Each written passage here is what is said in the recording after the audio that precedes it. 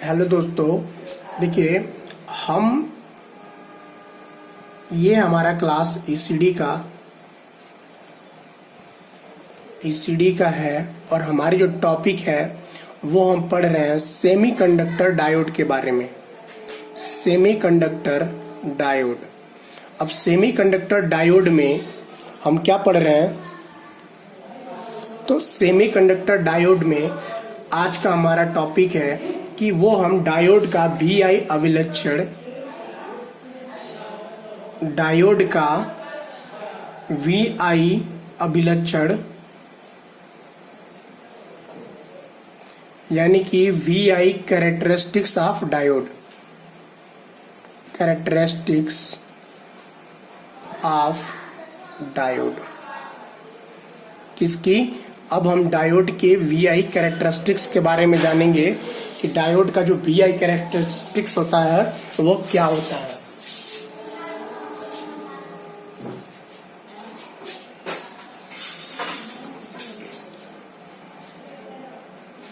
देखिए, जो डायोड का VI अभिलक्षण होता है, डायोड पर आरोपित वोल्टेज तथा उसमें प्रवाहित होने वाली धारा के मध्य खींचा जाता है, खींचा गया ग्राफ होता है। क्या होता है, डायोड पर आरोपित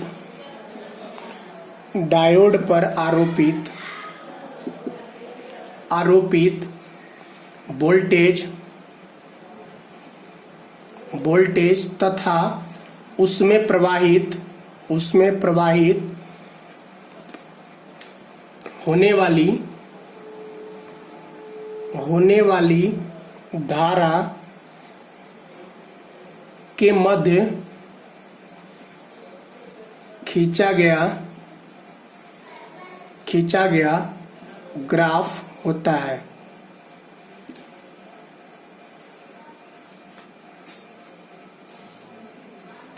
क्या होता है दोस्तों, तो उसके मध्य खींचा गया ग्राफ होता है। ठीक, अब देखिए यह ग्राफ यह बताता है कि डायोड को किसी परिपथ में, जो यह ग्राफ होती है वह यह बताता है कि डायोड को किसी भी परिपथ में संयोजित यानी कनेक्ट किया गया तो डायोड कैसा व्यवहार करेगा। ठीक है, अब देखिए, अब हम डायोड का कैरेक्टरिस्टिक्स आपको बनाते हैं कि कैसे डायोड वर्क करता है। आप थोड़ा देखिए, इसकी जो ये है हमारा डायोड और ये है हमारी वोल्ट मीटर।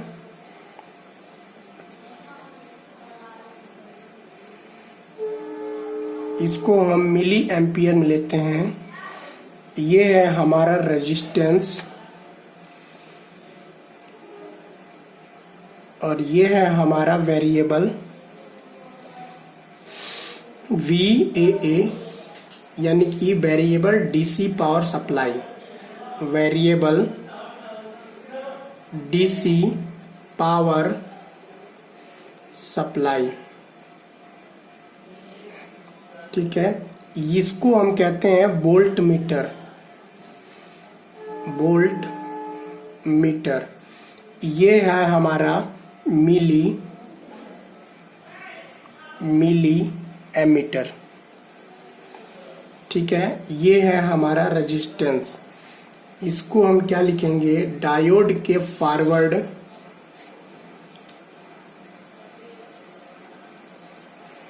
इसको हम लिखेंगे डायोड के अग्र अभिलक्षण यानी कि फॉरवर्ड कैरेक्टरिस्टिक्स, अभिलक्षण खींचने हेतु परिपथ, खींचने हेतु परिपथ। ठीक है, देखिए दोस्तों, ये है हमारा डायोड, ध्यान दीजिए। ठीक है, इससे हम कहते हैं एनोड और ये हमारा होता है कैथोड। ये तो आप एकदम क्लियर रखिए हमेशा के लिए। इसे हम कहते हैं एनोड और इसे हम कहते हैं कैथोड। ठीक है, ये हमारा क्या है, डायोड का प्रतीक है, डायोड का सिंबल है, यानी कि डायोड का प्रतीक है। इसको तो आप हमेशा ही याद करके रखिएगा, ठीक है। बहुत ही इम्पोर्टेंट होता है एग्जाम पर्पज से ये सब चीजें। देखिए ये बेसिक चीजें हैं, अगर आप नहीं जानेंगे तो पेपर में बहुत ही दिक्कत होगी, ठीक है। देखिए परिपथ में पीएन संधि को उसके प्रतीक सिंबल द्वारा दर्शाया गया।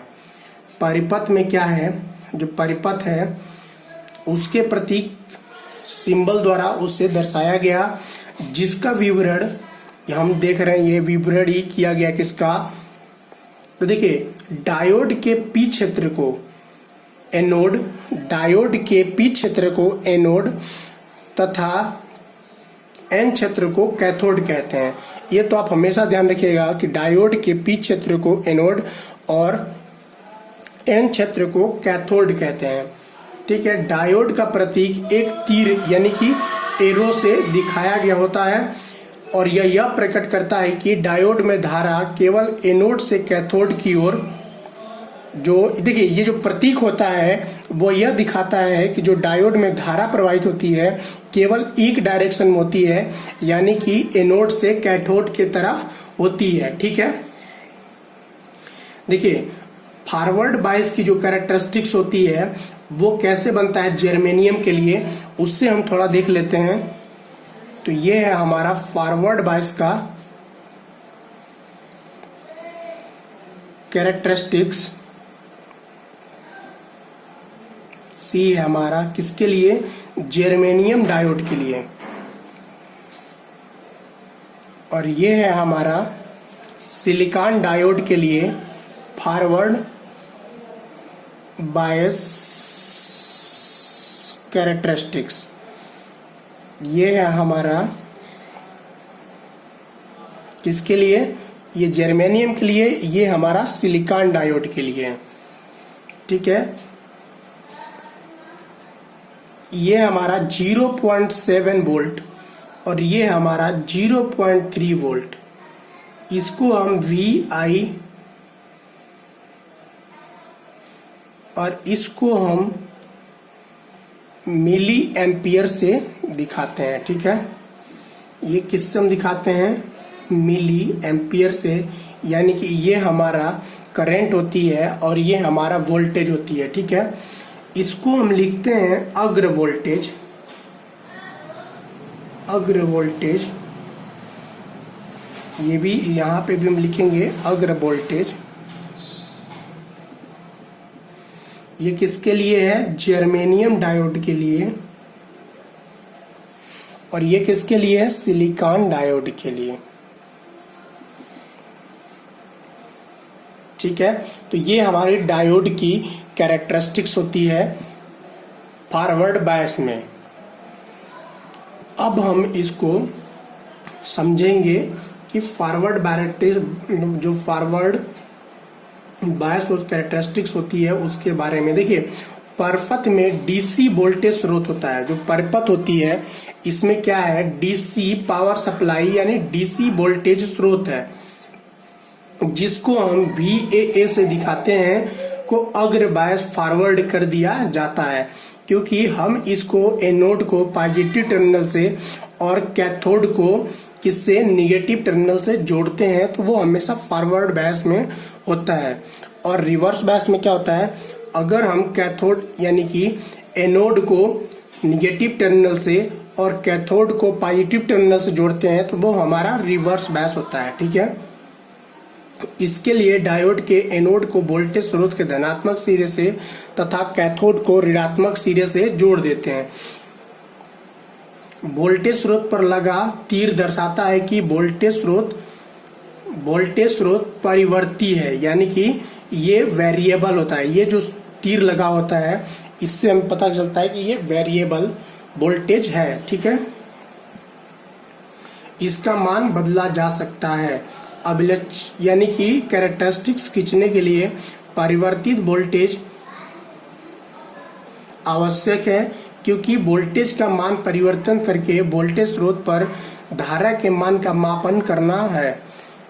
और धारा का मान का हम मापन करते हैं वोल्टेज का परिवर्तन करके, ठीक है। फिर देखिए डायोड पर वोल्टेज मापने के लिए वोल्टमीटर। डायोड पर वोल्टेज मापने के लिए वोल्ट मीटर का और करंट मापने के लिए मिली एमीटर का प्रयोग करते हैं। ठीक है। अग्र बायस का धारा का मान मिली एम्पियर में होता है। किस में होता है? अग्र धारा के बायस का जो मान होता है, करंट का जो मान होता है, वो किस में होता है? मिली एम्पियर में होता है, जिसको हम किससे मापते हैं? मिली एमीटर से। वोल्ट मीटर के सदैव समानांतर में तथा एमीटर को सदैव श्रेणी में जोड़ते हैं। देखिए, डायोड के समानांतर में हमेशा वोल्ट मीटर को जोड़ते हैं और श्रेणी में मिली एमीटर को जोड़ते हैं। ठीक है, ये चीज ध्यान रखिएगा।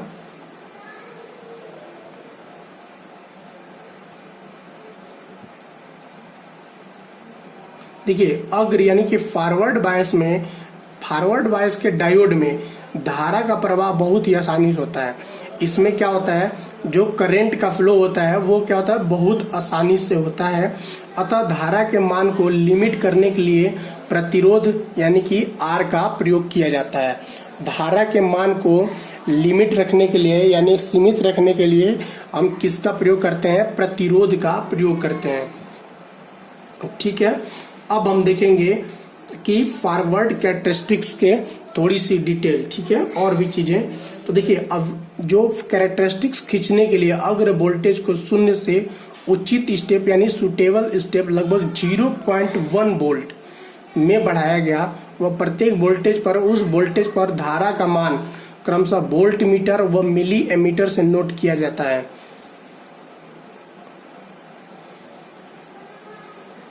देखिए, मतलब फॉरवर्ड कैरेक्टरिस्टिक्स एक सरल रेखा नहीं है। जो फॉरवर्ड कैरेक्टरिस्टिक्स होता है ये हमारा एक सरल रेखा नहीं होता है। ठीक है, अर्थात धारा वोल्टेज के समानुपाती नहीं है। जो धारा होती है यानी कि करंट जो होती है वो वोल्टेज के समानुपाती नहीं होती है। क्या होती है? नहीं होती है। अतः डायोड जो होता है ओम के नियम का पालन नहीं करता है। डायोड क्या करता है? ओम्स लॉ को फॉलो यानी कि पालन नहीं करता है।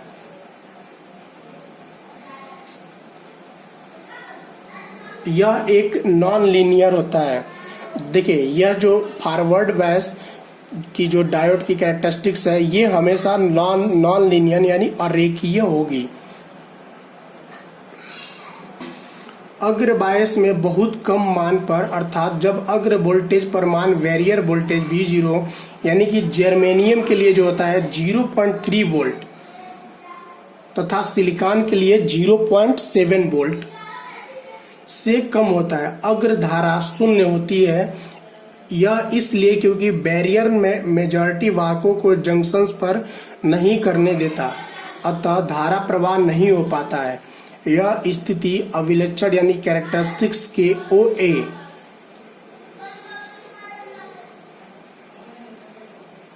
ये हमारा O और OA के भाग में प्रदर्शित की गई है। इसके देखिए यहाँ पे दिखाया गया है ये हमारा कि प्रदर्शित नहीं कर सकता है।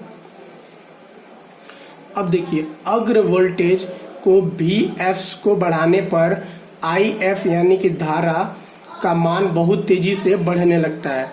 अगर हम वोल्टेज VF को बढ़ाएंगे तो हमारा धारा का मान भी बहुत तेजी से बढ़ने लगेगा। यानी कि VF को हम इंक्रीज करेंगे तो धारा का भी मान हमारा क्या होता है? बढ़ने लगता है। देखिए, बहुत तेजी से बढ़ने लगता है, जिससे हम BC अभिलक्षण से, देखिए ये BC अभिलक्षण से दिखाते हैं। ये देखिए, धारा का मान क्या होगा? अगर हम वोल्टेज को बढ़ाएंगे तो हमारा करंट का भी मान बहुत तेजी से क्या होता है? बढ़ने लगता है। VF के उच्च मान के लिए IF का मान 4 घातांक यानी एक्सपोनेंशियल बढ़ता है, अतः प्रतिरोध लगातार इस मान को सीमित करना आवश्यक होता है।